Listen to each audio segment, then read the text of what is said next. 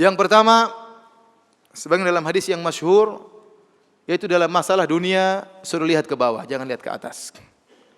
Rasulullah SAW bersabda dalam hadis Abu Hurairah radhiyallahu anhu, ya, riwayat Tirmidzi, kata Nabi SAW, "Unzuru ila man huwa asfala minkum, wa la tanzuru ila man huwa fawqakum, fa innahu ajdaru alla tasdaru ni'matallahi alaikum."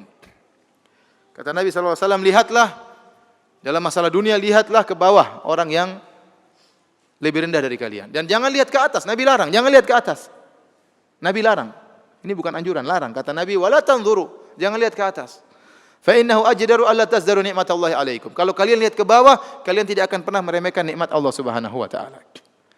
Maka seorang dalam masalah dunia, hendaknya lihat ke bawah, jangan lihat ke atas. Kalau lihat ke atas, dia tidak akan pernah bahagia. Dia tidak akan pernah qanaah, dia tidak akan pernah bersyukur karena lihat ke atas terus, tidak pernah puas dengan nikmat Allah.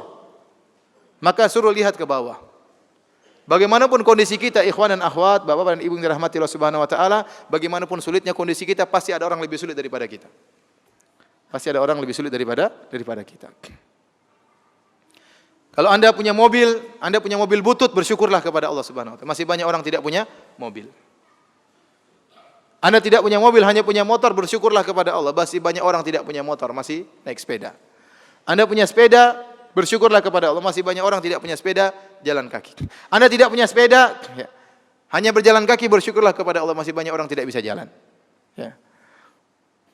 Oleh karenanya, betapapun kondisi orang, kalau lihat ke bawah, dia akan bersyukur kepada Allah Subhanahu wa taala. Tapi kalau lihat ke atas, masalah dunia tidak akan pernah berhenti. Manusia tidak ada titik klimaks dalam mencari harta. Tidak ada titik klimaks dalam mencari kepuasan. Sudah punya rumah, ingin punya rumah banyak lagi. Sudah punya mobil, ingin punya mobil banyak lagi. Ini sifat manusia. Kata Nabi SAW, "Lau kana li ibni Adam wadiyani min dhahab, labtaghu thalithan. Wa ma yamla'u jawfahu ila turab." Seandainya anak Adam memiliki 2 lembah emas, dia akan mencari lembah yang ketiga. Dan dia tidak akan berhenti kecuali setelah mulutnya dipenuhi dengan pasir. Udah mati baru selesai. Selama dia masih hidup, dia tamak. Dan kita mendapati beberapa orang sudah tua. Harusnya orang ini istirahat beribadah kepada Allah. Sudah kaya, seandainya dia tua miskin, ya mungkin kita tanggung jawab sebagai kepala rumah tangga. Ini udah tua, udah punya kekayaan, masih saja sibuk urusan dunia, tidak berhenti-berhenti.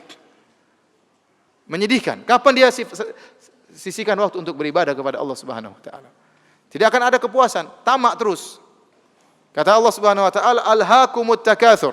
Kata Allah, "Alhaakumut takatsur hatta zurtumul maqabir." Kalian telah dibuat lalai oleh at-takatsur. Apa itu at-takatsur yang membuat manusia lalai? At-takatsur artinya berlomba-lomba untuk saling banyak-banyakan. Ini membuat kita lalai. Seorang sudah punya rumah, ingin punya rumah besar. Kalau memang dia ingin punya rumah lebih besar karena ada keperluan, anaknya tambah banyak, istrinya tambah banyak, ya enggak jadi masalah. Ini anaknya 2, istrinya cuma 1, terus mau rumah besar-besar, ngapain? Karena untuk membangun rumah ini benar-benar melalaikan. Antum kira bangun rumah enggak lalai? Melalaikan. Pertama cari tanah dulu, putar-putar sana sini, belum tentu dapat. Kemudian tawar-menawar tanah, kemudian macam timbun, kemudian bangun, ditongkrongi, ngurusi tukang dan macam-macamnya. Belum rubah-rubah ini, rubah anu, belum beli ini, beli anu. Akan orang bangun rumah terkadang setahun 2 tahun. Kalau ternyata hanya sekedar untuk perbanyak-banyakan, tidak ada maslahat yang mengharuskan dia punya rumah besar, hanya habisin waktu. Ini benar, kapan baca Quran, kapan mau ikut pengajian, kapan mau macam-macam, susah. Jadi yang buat orang banyak lalai bukan masalah tidak cukup. Kalau orang tidak cukup kemudian karena miskin dia berusaha, kita bilang kita kasih uzur. Dia udah kerja, ternyata gajinya tidak mencukupi untuk menafkahi anak istrinya. Dia kerja part time, banyak orang seperti ini. Ini kita mungkin kasih uzur, bagaimana lagi? Daripada dia ngemis, mending dia kerja lagi. Yang penting tidak meninggalkan sholat 5 waktu. Yang kita bicarakan bukan orang yang kekurangan, tapi sudah cukup, tapi enggak puas. Dan banyak yang model seperti ini. Udah punya mobil, udah cukupi, pingin yang lebih. Ini ganti dah, ini kepingin ini tahun sudah 5 tahun, ganti yang lebih baru lagi, ganti lebih baru lagi. Ngapain? Mobil sampai banyak, sampai 4, sampai 5 ya. Dipajang depan rumah, ya ngapain? Masya Allah, datang ke rumah dia ada mobil ini, mobil ini, mobil ini, mobil ini. Buat apa? Yang dia pakai cuma apa? 1. Enggak mungkin dia pakai langsung 4-4-nya kan. Ya akhi, ini semua dihisab nanti oleh Allah Subhanahu wa taala. Ini semua akan ditanya oleh Allah Subhanahu wa taala. Kalau Anda bisa jawab silakan, punya mobil 100 juga enggak jadi masalah. Ya Allah, saya punya mobil 100, kenapa? Karena saya jadikan taksi semua. Ya enggak apa-apa. Banyak orang kerja, banyak orang mesti Tapi kalau buat mejeng, buat gaya ngapain? Jadi yang membuat orang banyak binasa, terlalaikan bukan karena kekurangan tapi karena berlomba-lomba, tidak ada kepuasan.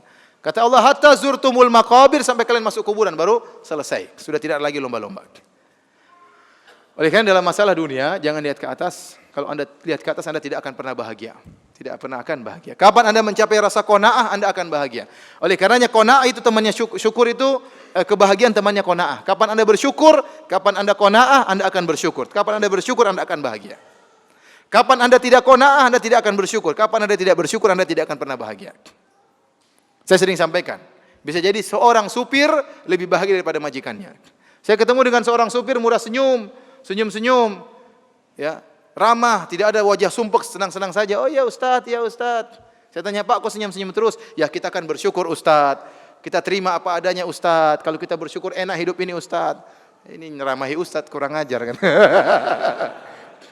Majikannya belum tentu. Mungkin naik mobil lebih mewah, mungkin banyak pikiran macam-macam, belum tentu. Ya. Makanya kebahagiaan itu bukan hanya dimiliki orang kaya, yang penting Anda qanaah, Anda akan bersyukur. Kalau Anda bersyukur, Anda pasti bahagia. Anda pasti bahagia. Ya. Kata Imam Syafi'i rahimahullah, "Idza ma kunta dza qalbin qanu'in fa anta wa malikud dunya sawa'u." Kalau kau sudah memiliki hati yang qanaah, kau dan raja sebenarnya sama saja. Kapan seorang bersyukur? Coba kalau Anda punya istri suka bersyukur, senyum-senyum terus sama Anda.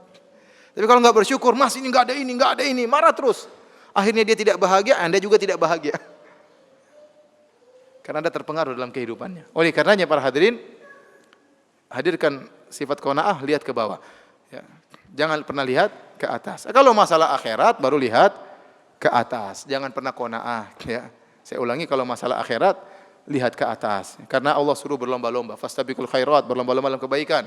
Wa fi dzalika falyatanafasul mutanafisun, urusan surga maka bersainglah kata Allah Subhanahu wa taala. Wasari'u, cepatlah. Urusan masalah akhirat berlomba-lomba. Jangan qanaah. Ya.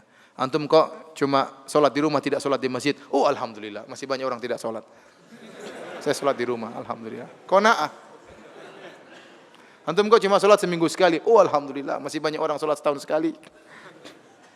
Masih mending saya, ya mending, nerakanya masih lebih mending daripada nerakanya dia, bilang.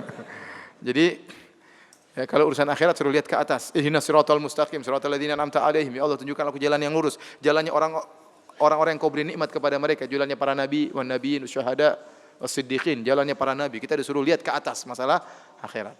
Jadi jangan terbalik, sebagian orang masalah akhirat qanaah, masalah dunia tidak puas. Seharusnya masalah dunia qanaah, masalah akhirat jangan pernah apa? Jangan puas.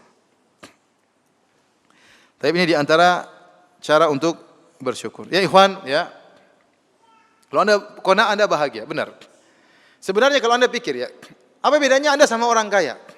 Anda lihat orang rumahnya gede, rumahnya mungkin harganya 50 miliar, ya. Kita udah masuk rumah-rumah seperti itu ya. Mungkin harganya mungkin puluhan miliar, ya. Bedanya Anda sama dia apa bedanya? Dia makan, Anda juga apa? Makan. Dia tidur, Anda juga tidur kan? Ya. Iya. Dia naik mobil, Anda juga naik mobil. Entah dia punya mobil sendiri, entah Anda naik Grab atau naik bayar, tapi sama-sama naik mobil. Anda mencret, apakah dia enggak pernah mencret? Apa orang kaya enggak pernah mencret? Ya, orang kaya juga mencret, juga sakit perut sama seperti ente. Bedanya apa ya? Bedanya rumahnya besar, rumahnya kita kecil, rumahnya dia kita kontrakan ya. Memang ada bedanya, tapi tidak terlalu jauh ya. Antum enggak terima ya? Maksud saya, sudahlah nikmati yang ada. Ya. Dia makan, kita juga makan, apa? Ya, kita ngaji, dia belum tentu ngaji, banyak urusan dia. Pegawainya banyak sekali, dia belum tentu ngaji. Ya. Dia belum tentu baca Quran. Belum tentu. Ya.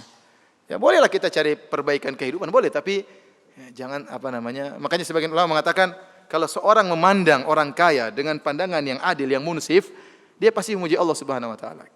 Ya ikhwan, orang kaya itu punya kelaziman konsekuensi juga yang banyak yang dia pikirkan. Dia pikirkan perusahaan dia pikirkan saingan perusahaan. Dia mengikuti perkembangan berita tentang ekonomi. Kalau sudah waktu gajian kepada anak buah, dia pusing. Ente tidak pusing, ente terima gaji dari dia. Yang pusing juga dia, gimana anak buah saya, pegawai saya harus digaji. Macam-macam dia pikirkan. Belum dia pikirkan uangnya simpan di mana. Pikirkan lagi ternyata teman bisnisnya bisa jadi berkhianat. Banyak yang dia pikirkan. Ente setelah pulang pengajian tidur selesai.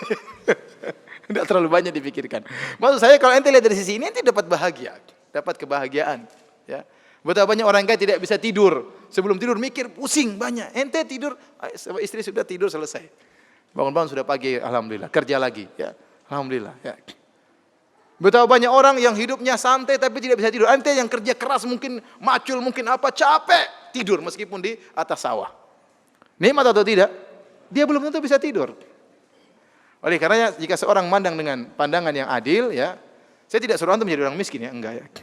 Maksud saya, terimalah, bersyukurlah dengan apa yang Allah berikan, yakinlah apa yang Allah takdirkan itu yang terbaik bagi antum.